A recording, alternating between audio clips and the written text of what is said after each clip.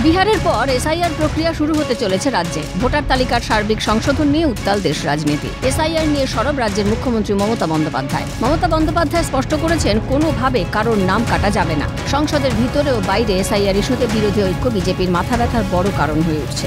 এই পরিস্থিতিতে পুজো মরশুমে এসআইআর আতঙ্ক এবার কোচবিহারের মাথাভাঙায়। এসআইআর-এর বিরুদ্ধে পথ অবরোধ করে বিক্ষোভে সামিল এলাকার মানুষ।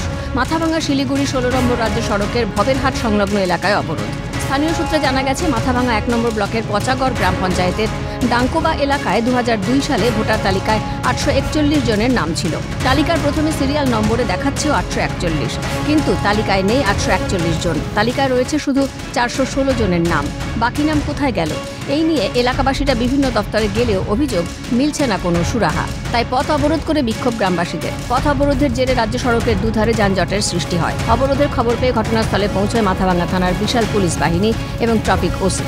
পরবর্তীতে পুলিশি আশ্বাসে পথ অবরোধ তুলে নেয় গ্রামবাসীরা। তবে শীঘ্র সমাধান না হলে বৃহত্তর আন্দোলনের হুঁশিয়ারি দিয়েছেন বিক্ষোভকারীরা। পরবর্তীকালে আমরা নির্বাচন কমিশন দপ্তরে একটা চিঠি করি এবং আমরা অভিযোগ জানাই যে স্যার এই হচ্ছে, ওনার একটা চিঠি আছে এই যে আমাদের কাছে।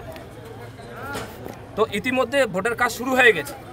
এখানে আমাদের যে বিএলও সাহেব আছেন, উনি কীভাবে রিপোর্ট দিলেন আমরা জানি না, কিন্তু এই 416টা লোক 18টা লোক এখন কোথায় যাবে, এটা মানুষ আতঙ্কের মধ্যে আছে। আমরা বিডিওকে নির্বাচন কমিশনে বারবার বলছি আমাদের কি হবে, আমাদের কি হবে।